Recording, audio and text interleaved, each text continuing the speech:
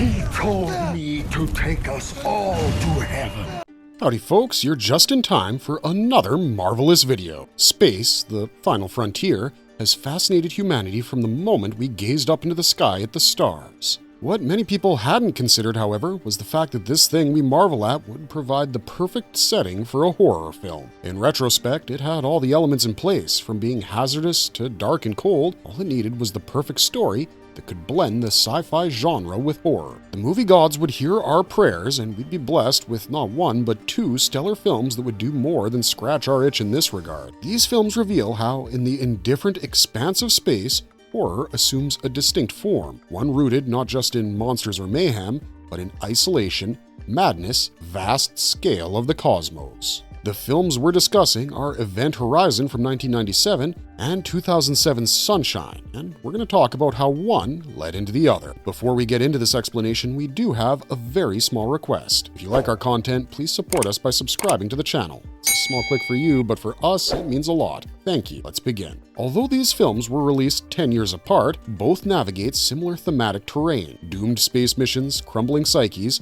and a terrifying encounter with forces beyond human comprehension. In today's marvelous video, we're going to explore how Sunshine acts as a spiritual successor to Event Horizon, not by retreading the same narrative, but by evolving its existential concerns, visual language, and emotional resonance through their shared DNA of psychological collapse, cosmic awe, and the breakdown of rational order in deep space. So, without further ado, make sure to keep your sanity in check as we dabble with forces beyond our understanding. Let's begin.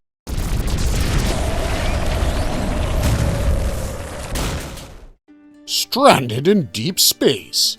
Plot parallels. One of the core elements that Event Horizon and Sunshine immediately share is the fact that both their casts are stranded, completely cut off from the rest of humanity, deep space. In both stories, the crew of the ill-fated ship follows a signal and boards a spaceship that was thought to have been lost. They're evocative of the ghost ship trope from maritime tales, where sailors speak about encountering vessels that had long been thought to be lost. Those ships are often associated with tales of the supernatural, and what these two movies do is shift the scenario into deep space rather than the high seas. In the case of Sunshine, the crew of Icarus II is on a mission to deliver a nuclear payload to the core of the sun, reignite it in order to save humanity from a wintry extinction. However, on the way, they come across the vessel that had housed the mission that had gone out before them. The group decides to board the Icarus I in order to find supplies and recover its payload, increase their own chance of success. However, the only thing that awaits them on board is sheer terror. Similarly, the Event Horizon was a deep space exploration vessel that had reappeared and was sending a distress signal from near Neptune after having mysteriously disappeared on its maiden voyage to Proxima Centauri. Once again, a group of individuals is sent all the way to Neptune to board the ship and salvage its gravity drive that grants it the capability to travel across space. However, they soon learn that, in its journey, the Event Horizon had crossed places no mortal should, and therefore brought back something far more sinister than anyone could imagine. The first thing that comes to mind when one thinks of space travel is all the hazards involved. We know for a fact that space is a terrifying place, so the setting is already perfect for a horror film. These films deploy things like psychological horror and the constant fear of the unknown to heighten the tension within. By putting the crew in situations beyond their control, they amplify the dread that's already present due to the setting. What is the fate of the mysterious ships? How did they come to be this way? These questions make everything ambiguous and turn curiosity into dread effortlessly. The fact that both these crews are in space creates a sense of isolation because the audience knows that help isn't going to be arriving anytime soon. This sense of helplessness seeps through the screen into the audience as well, which ratchets up the tension significantly. Both of these films manage to do these things exceptionally well by utilizing the stranded in deep space trope. Plot parallels are fairly obvious for all to see regarding this. Event Horizon was the first to explore these themes, and just like how Jaws ingrained the fear of sharks into people for generations, this film did the same when it comes to space. Sunshine would piggyback off this idea and explore it in its own ways, further enhancing the genre for which the groundwork had already been laid out for them about a decade prior.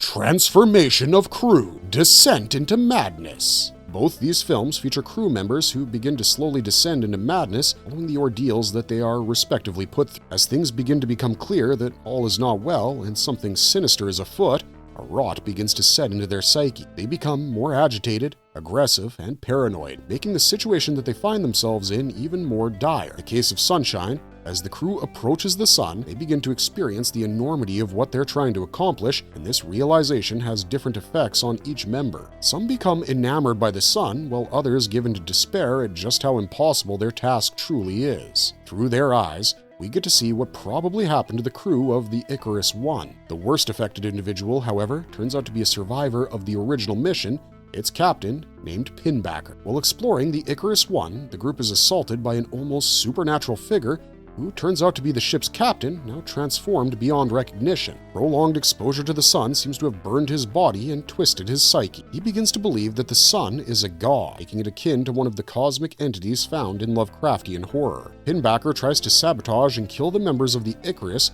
just as he had done to his own crew and ship, prevent humans from defying the will of a god. He's not only deranged, but incredibly dangerous as well, and it's heavily implied that he's been altered by something beyond the ordinary. Similarly, in Event Horizon, due to the influence of the entity Paimon, original crew had been driven to insanity, leading them to butcher each other in a gruesome manner. The rescue crew, led by Lawrence Fishburne, begins to suffer from similar hallucinations regarding their worst moments as their psyches begin to fracture as well. In this film, much like Sunshine, one single individual is the worst affected by it all. He's the man who designed the Event Horizon, Dr. William Weir, who had tragically witnessed his wife commit suicide. Haunted by her memories, which are manifested by the ship's entity, he finally goes over the edge and gets completely corrupted. His transformation, just like Pinbacker's, is also manifested outwardly with how grotesque he becomes, reflecting his own inner corruption. Both of their transformations are incremental in nature and are built on exposure to the unknown. In the end, their transformation is indicative of the fragility of a rational mind confronted with forces that defy comprehension. All right, I gotta blow my air tank. I'll blow my air tank. Cosmic horror and the unknown. Cosmic horror is rooted in the idea that there's a whole universe with beings far beyond human comprehension. It makes us feel the full weight of our transient nature and just how insignificant we are in the grander scheme of things. It makes us aware that there are things in this universe that operate beyond our moral compass, are far more ancient than we can imagine. Typically, in this genre of storytelling, characters who delve too deeply into the unknown and attempt to come into contact or try to harness it end up going insane due to being mentally overwhelmed. In Sunshine, the sun is presented not as the life-giving star we know, but as something so vast and overwhelming that the crew is unable to fully grasp its scope and begins to fray their psychological tethers. While the sun isn't anthropomorphic, its effect feels very much like it has been. Pinbacker is convinced that it's some elemental god who exerts its influence over all of humanity. The madness that takes him is sun-induced as he's unable to grasp the celestial body's scope, just like we discussed how things occur in a cosmic horror setting. Like other, more popular cosmic entities from this genre,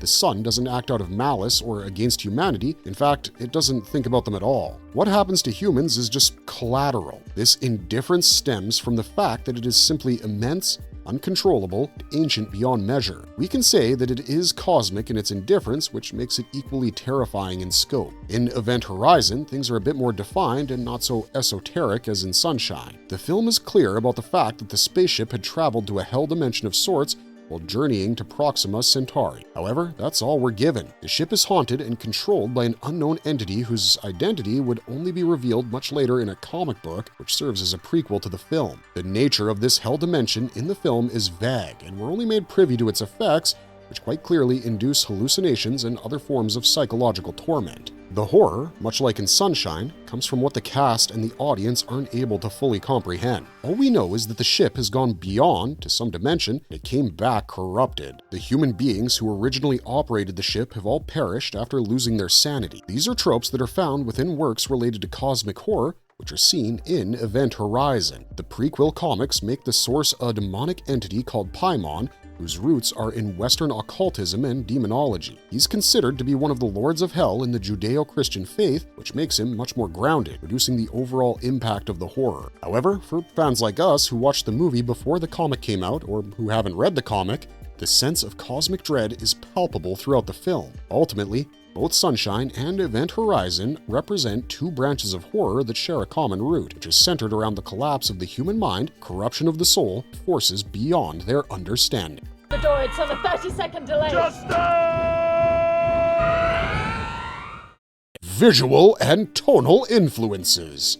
Style and references. Although the visuals and tonal influences for both films are quite different from each other, they serve a similar purpose. Before we get into that, however, let's explore just how they're presented in the film first. Event Horizon leans more into the dark and gothic visuals for its atmosphere. The ship, with its convoluted passageways and thick, dark pipelines running across it, combined with blood-spattered surroundings, adds to the oppressive atmosphere of the story. Darkness is heavily employed to further enhance these elements, and it almost becomes an entity of its own, terrorizing the people on the ship. The tone leans heavily into things that are evoked by distorting images and body horror. It employs these things to great effect to further increase the sense of dread, adding to the psychological tension that the film is already swimming in. The homage to the Alien series is quite evident in this, with the biomechanical, industrial, claustrophobic spaceship that the Event Horizon is. There's also a sense of isolation and a feeling of something or someone lurking in the shadows, which it quite clearly borrowed from Ridley Scott's seminal horror film, Alien. The film's overall visuals take it beyond mere sci-fi gore,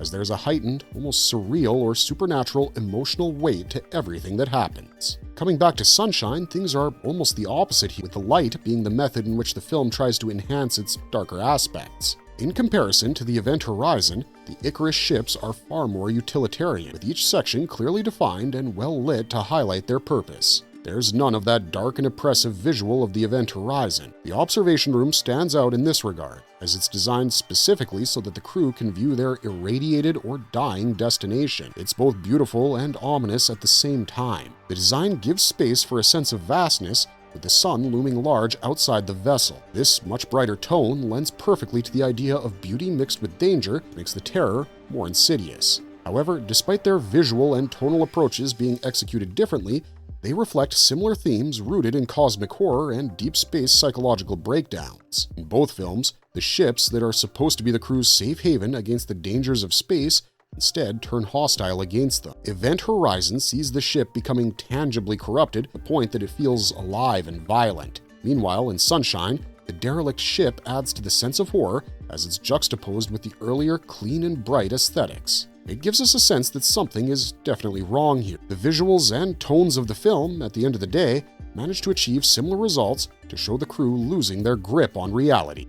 Key differences, motivations, and endings. Despite the similarities between the two films, there are some key differences between them as well. We've already touched on a few of them, but let's expand on this topic further. One of the most jarring differences has to be the immediate visual tones of the films. One employs light to propagate a sense of sanitized, otherworldly terror, while the other uses darkness to heighten its oppressive and diabolical atmosphere. Moving on to the antagonistic force present in both films, there's another key difference. While it's accurate to say that both films employ psychological horror to a great degree, they both do it fairly differently. In Sunshine, the terror of the sun is implied by making it seem like an eldritch god of the cosmos that has warped the mind of Pinbacker with its sheer sense of scope. Meanwhile, in Event Horizon, the threat is quite clearly a demonic entity tormenting them psychologically with illusions and hallucinations. The way it's shown and implied is much more explicit in nature than in Sunshine. The later revelation about Paimon, along with cut footage of around 30 minutes showing the hellscape, further compounds this point. Another thing to be noted here is that the rescue crew who boards the Event Horizon has no idea what they're getting themselves into in terms of the infernal horrors awaiting them. On the other hand, while the appearance of Pinbacker was a surprise for the crew of Icarus 2, they knew exactly what they were signing up. The members understood that they were taking a high-risk mission, and return wasn't always going to be a possibility. They were already putting their lives on the line when they undertook the mission, whereas for the rescue team from Lewis and Clark, it was meant to be a routine reconnaissance mission. There's also a significant difference in the tone of determinism and free will in both films. In Event Horizon, once the supernatural breach happens, the evil is like an unstoppable force. The effects on the crew are almost immediate as they begin to experience hallucinations and psychological trauma right off the bat. There's also the fact that no one is spared from this phenomenon, as everyone is made to relive their worst moments in life, edging them closer towards insanity. In Sunshine, this onset of psychological horror is much more gradual. Not everyone is affected by it. The mission's psychiatrist and navigators, Cyril and Trey, are the first to be affected by it. The rest remain largely immune. This is why, in Event Horizon, the antagonist emerges from within their group, while in Sunshine, that's not the case. We have to mention that Dr. Weir is quite literally corrupted by a demonic influence, and his actions are motivated by evil and malevolence. There's no higher calling for the atrocities that he commits, as he's simply acting at the behest of an entity that revels in spreading suffering and misery. While it is tragic that it's the visions of his dead wife that ultimately make him succumb, the choice is ultimately his own, and there's no absolution to be found here. In contrast, Pinbacker is not controlled by a demonic entity. If anything, he views himself almost like a priest of an eldritch god, which is the sun in this case. All the suffering he inflicts is done not out of evil or malevolence, but in pursuit of his twisted religious and philosophical ideals. He firmly believes that by his deeds, he's serving God and preventing humans, which includes him, from escaping its entropic judgment. The endings are also quite different in terms of the fate of the respective crews. In Event Horizon, Lawrence Fishburne's character manages to stall the antagonist long enough for the surviving crew members to escape after detonating the ship. He dies in the process and is sucked in, along with Weir, to the trans-dimensional portal. Later, the crew is rescued by another group, and although they survive, they are deeply scarred and traumatized. In the case of Sunshine, to put it plain and simple, no one survives. Cillian Murphy detonates the nuke and reaches his hand out towards the sun, even as he's incinerated with the rest of the survivors. There is a sort of heroic moment that his character gets right at the end, which is denied to Fishburne's character, who's literally damned. One can argue that he did die a hero, having at least saved some of his crew members while taking down Weir with him, but there's no grand cause that he dies for, unlike Cillian Murphy. That said, let us know your thoughts in the comments. Who had the worst ending? Is it better to survive but lose all your colleagues and be scarred for life? Or is it better to have died horrifically as well, but at least fulfilled your mission? Fandom and legacy, cult status and influence. While both films are absolutely deserving of the cult status that they enjoy in this day and age, their reception when they were released was far from ideal, at least at the box office. Both films, despite having established and future stars in their casts, failed to make a significant splash. However, we all know that box office success isn't the definitive yardstick for measuring success all the time. Despite flopping in that regard, fans of the genre were immediately drawn to these movies thanks to their strong visuals, horror elements in space, and twisty psychological dread and horror, which, of course, these films are swimming in. The things we mentioned in this video, which make these films stand out from their contemporaries, have continued to age like fine wine, making fans appreciate them more as the years have rolled on. Even people who didn't enjoy the film when it first came out have begun to view it with nostalgia-tinted glasses and reevaluated their thoughts. Fan communities have highlighted both the film's ambitions with regards to their narrative and their visual style, and the way they tackled cosmic horror in their own unique ways. Sunshine, in particular, is often brought up in discussions about sci-fi that blends science, philosophical questions, and horror. Event Horizon is frequently cited as a benchmark for what space horror can look like when it combines sci-fi with the grotesque. Rumors have been swirling around about a sequel to both films for years now. Danny Boyle confirmed that Sunshine was meant to be a trilogy, but due to it bombing at the box office, that idea has been canned. The similarities in setting, in particular the deep solar system, the near/far sun, and the lost ships, as well as the tone, like the despair, the cosmic stakes, and the psychological unraveling, make watching these films back-to-back very effective, and it's something that many fans recommend. With every passing year, as younger fans get introduced to these films, their popularity continues to grow, ensuring that their legacy will stand the test of time. Marvelous verdict! Though separated by a decade, as you can see, these two films are deeply connected with each other. They offer two stark visions of humanity adrift in the cold, uncaring void of space. They embrace cosmic horror and scientific awe, asking the same core question: what happens when the human mind confronts forces too vast to be comprehended? We can safely say that Sunshine isn't just inspired by Event Horizon, it is a spiritual successor, refining and reimagining the earlier film's cosmic anxieties for a new era. Event Horizon stands as a raw, visceral depiction of space as hell. Humanity's technological ambition rips open a gateway to something infernal. Its horror is externalized, graphic, and metaphysical. Sunshine, by contrast, replaces demonic possession with existential pressure. The dying sun becomes a symbol of universal entropy, and madness is born not of demons, but of awe, isolation, and the burden of cosmic responsibility. Yet, both films ultimately explore the same terrain. Tonally and visually, the films echo each other in striking ways, featuring claustrophobic ships, flickering corridors, and crews slowly unraveling under immense psychological strain. But while Event Horizon descends into darkness, Sunshine moves towards the light, not as a comfort, but as a confrontation. Its antagonist, Pinbacker, is a twisted mirror of Event Horizon's Dr. Weir. Both men are transformed by their exposure to a vast consuming power, both lose themselves to a higher calling that justifies violence, and both become avatars of a greater unknowable force. Today, both films enjoy cult status, celebrated for their daring visuals, genre-blending ambition, and their unflinching portrayal of space not as the final frontier, but as a crucible for the soul. Event Horizon's rumored lost footage and abandoned sequel ideas have become the stuff of sci-fi legend, while Sunshine's haunting beauty and philosophical depth continue to inspire filmmakers, gamers, fans of smart, emotional science fiction. Together, they've influenced modern sci-fi horror in games like Dead Space and Soma, as well as in films like Interstellar,